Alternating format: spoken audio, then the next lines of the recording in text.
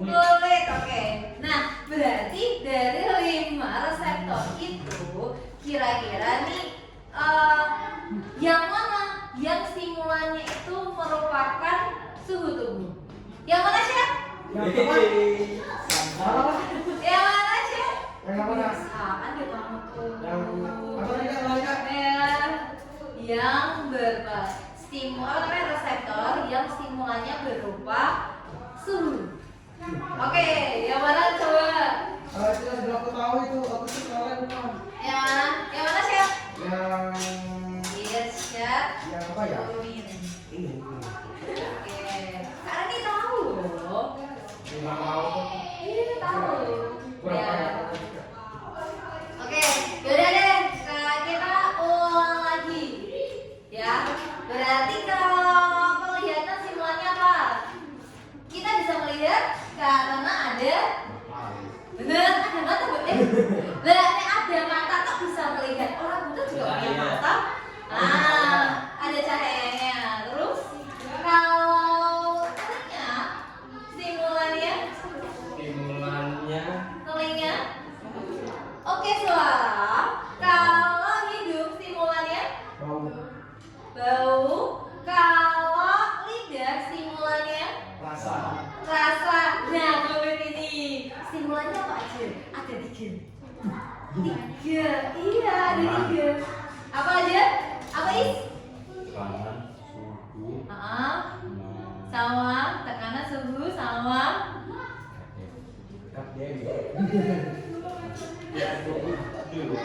Aduh, buku mahal.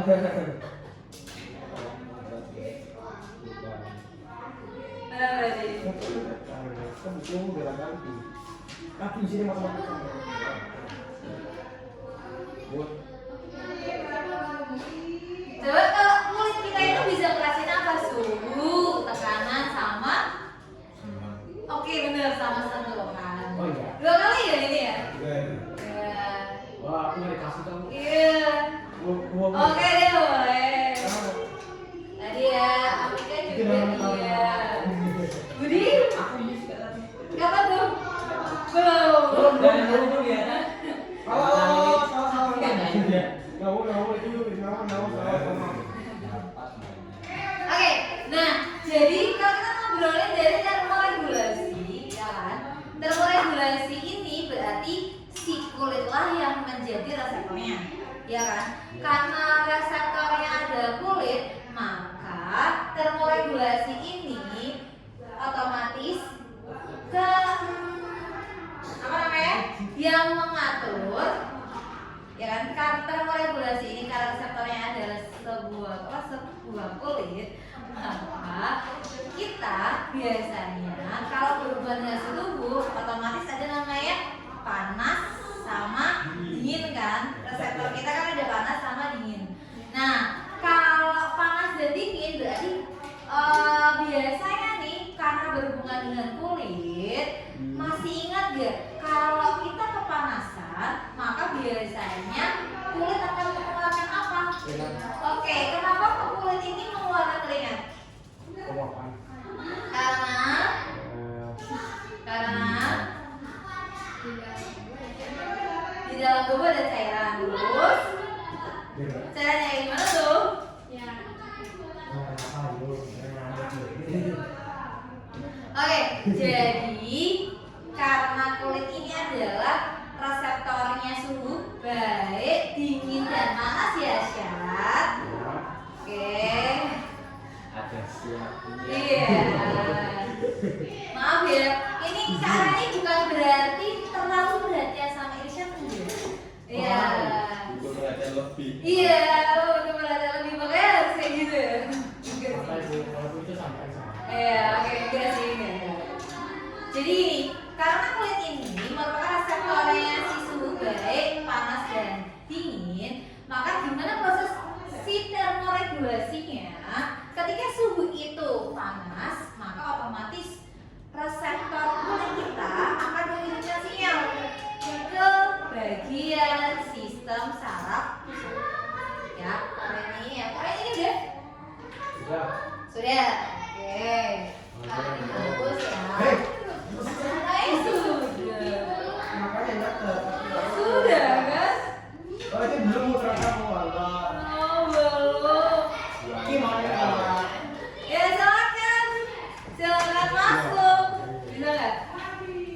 Bisa nggak? Oke. Ya dewasa nggak ada udah hapus. Oke.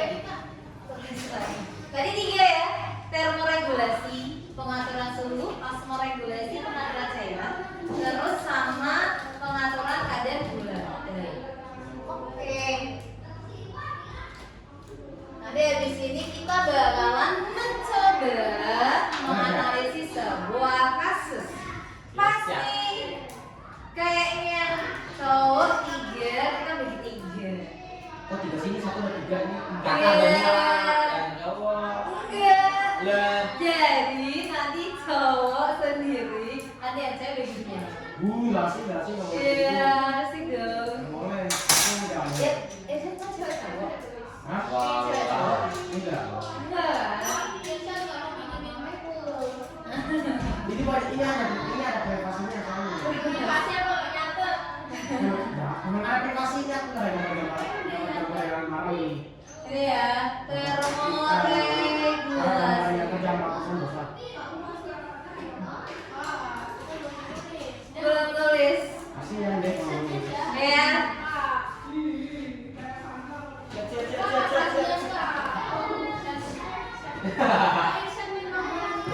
Wow. Pinjem. Pinjem. Terima kasih nggak usah. Buat apa? Pinjem dulu. Tidak apa. Pinjem dulu. Nggak usah. Lanjut ya, biarnya paham semua. Berusaha kan? Pinjem dulu. Enggak kan? Ya jatuh lagi sampai kamu Pinjem. sana. Pinjem. Enggak. Pinjem. Ini ada yang kamu. Lagi lagi kan emang gua buka sini dulu. Jadi nggak usah. Sini sini. Apa yang mau kita? Sini. Irsyad. Enggak. Pinjem. Irsyad. Ini aku mau minjem. Irsyad. Pinjem dulu. Ya. Iya, pinjem dulu Kak Rere bilang karena kamu udah berkali-kali loh. Ya udah nggak usah. Jadi saksinya. Enggak mau. Enggak, kamu selama ini Nggak mau. pinjem dulu. Nggak mau. Irsyad. Irsyad. Udah ini Ini kan. kertas. Ya udah taruh. Satu, langsung tutup kulkasnya. Iya. Langsung. Udah kita lagi ya. Nah kali ini kan buka lagi beneran Kak Rene ambil. Tasnya diambil Kak. Iya. Tasnya diambil ya. Jangan. Ini udah kayak peraturan kamu gitu. Peraturan. Tutupnya ambil dong. Mau. Pinjemin dulu. Mau. Ya udah nggak usah. Oke, jadi kita awal dulu dari suhu panas ya. Cuma ya tidak nyata. Aku tidak nyata. Oke. Ini ada di aku tadi. Iya tadi kan Iya. osmoregulasi dan moregulasi sama kadar gula dan darah. Oke, nah ini dulu ya.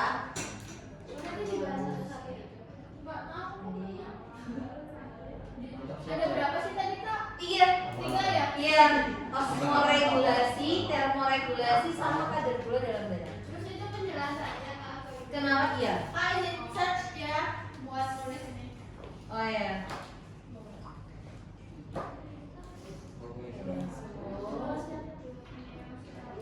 Buku aku ini. Enggak.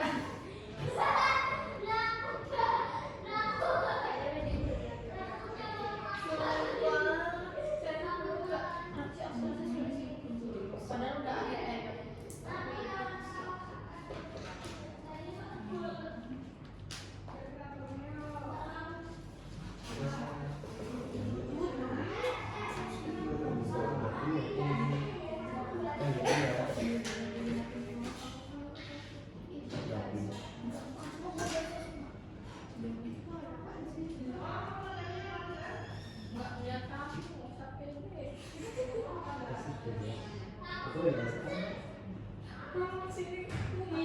Ya kamu di situ. Iya.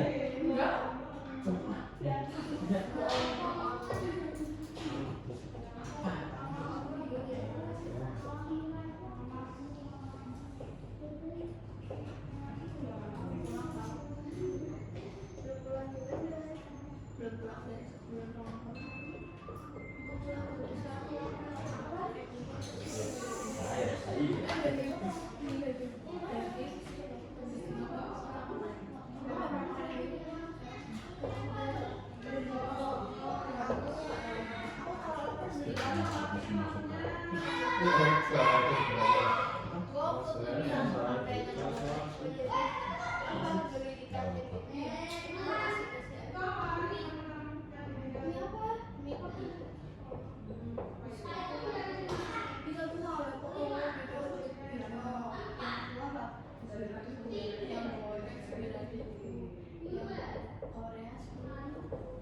Oke, jadi kalau pada saat suhu panas, karena si kulit menjadi reseptornya, maka suhu ini akan diterima oleh reseptor kulit, diteruskan ke saraf sensorik, ke sistem saraf pusat, kemudian ada kelenjar otolamus, dia akan memberikan sinyal sebuah perintah ke kelenjar keringat.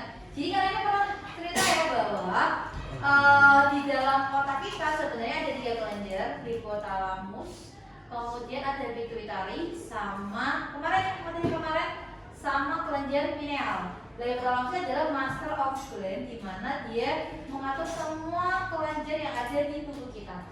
Nah, jadi kalau ketika suhu panas, proses homeostasisnya ini dia akan memberikan sinyal kepada kelenjar keringat untuk menghasilkan keringat, sehingga keringat itu akan keluar melalui pori-pori kulit. Jadi kayak gitu. Ibaratnya walaupun kita merasa kepanasan, tetapi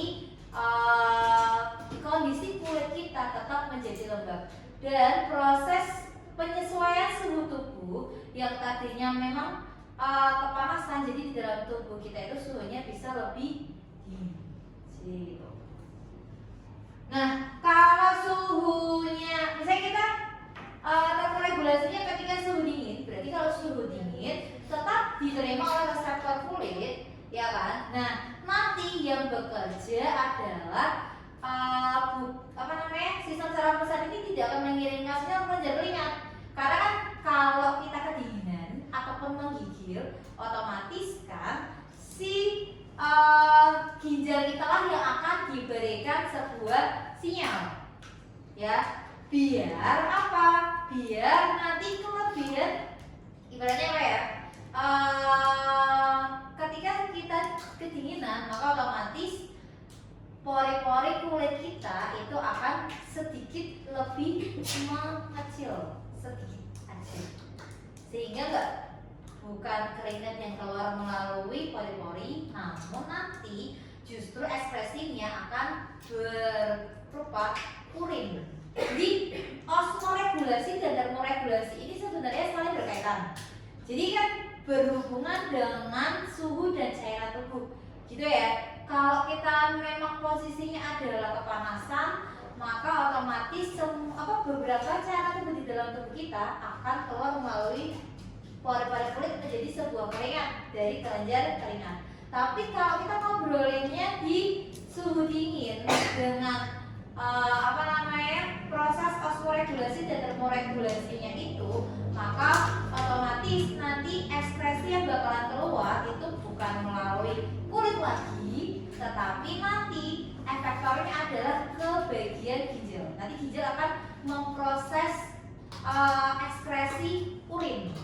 Ya, kamu masih ingat gak proses ekskresi urin ada berapa tahap? Ada 3: filtrasi, reabsorpsi, sama augmentasi. Jadi ibaratnya itu ketika suhu dingin itu memang proses homeostasis, osmoregulasi dan termoregulasi bekerja saling mendukung. Jadi gitu. Oke, bisa dipahami. Ini proses logika, ketika suhu panas, maka di dalam tubuh kita melakukan homeostasisnya adalah berupa mengeluarkan cairan di dalam tubuh kita melalui keringat agar kulit itu tetap bisa dalam keadaan lembab. Namun pada saat termoregulasi ini pada suhu dingin, maka pori-pori kulit kita itu sedikit akan mengecil, ya kan? Kemudian si ginjal yang akan merespon untuk mengeluarkan urin. Karena biasanya kalau kita berada di suhu dingin, otomatis gimana yang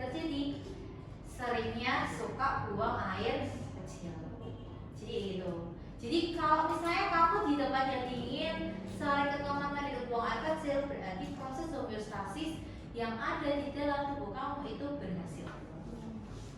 Malah yang aneh itu adalah ketika posisinya di suhu yang dingin, kemudian kamu merasa sebenarnya pingin sih buang air kecil, tapi karena mager, maka nanti proses homeostasis itu akan terganggu, ya kan?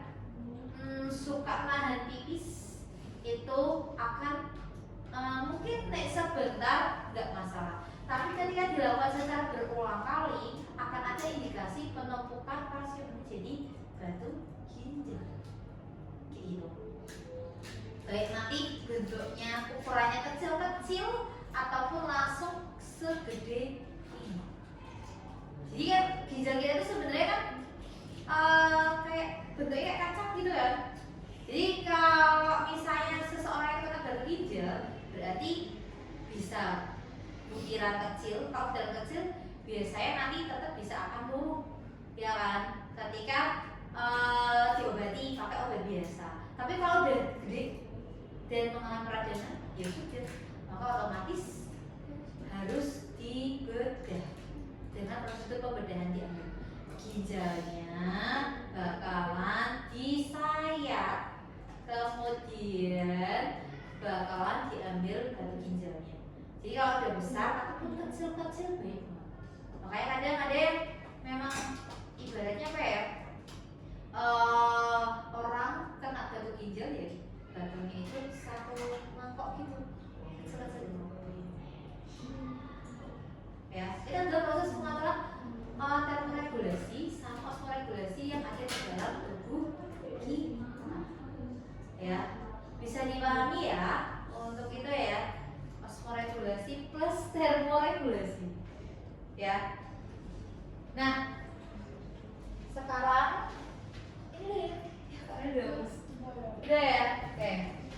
Jadi kalau lebih detailnya untuk osmoregulasinya, jadi osmoregulasi ini kan banyak sedikitnya urin yang akan dikeluarkan, itu juga berpengaruh terhadap suatu kelenjar. Masih ingat gak kelenjar yang letaknya berdekatan dengan ginjal?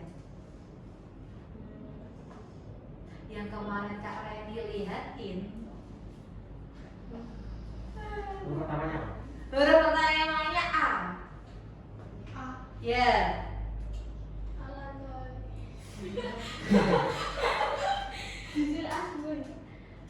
Bukan. Masih ya? A. Oke, A depannya A, belakangnya L.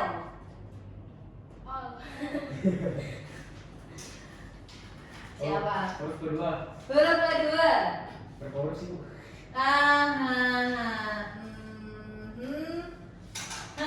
Berarti 7. Oh ya. Nah, Huruf kedua apa? oke. Masih 7. Ya.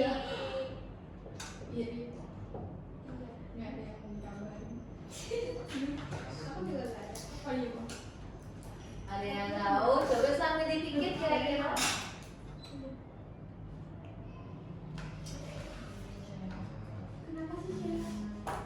Pikir.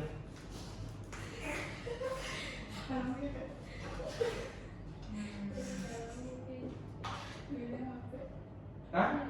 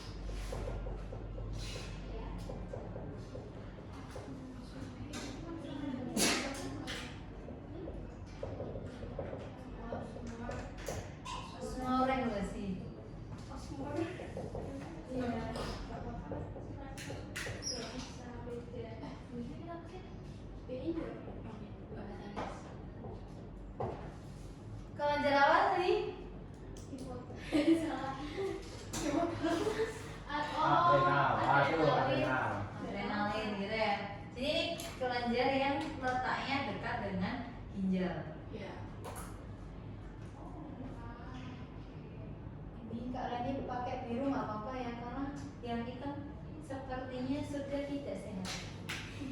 Gak bisa kelihatan soalnya. Belum